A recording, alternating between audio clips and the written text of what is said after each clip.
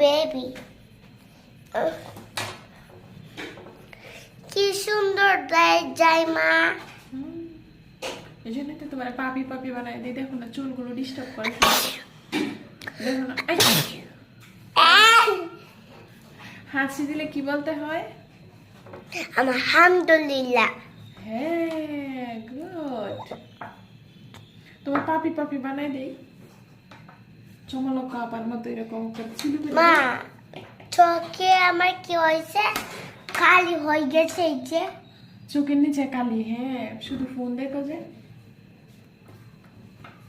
Phone দেখো না, brush করছো তুমি চোখে। বেশি বেশি এই মোবাইলে ক্লিনটা এই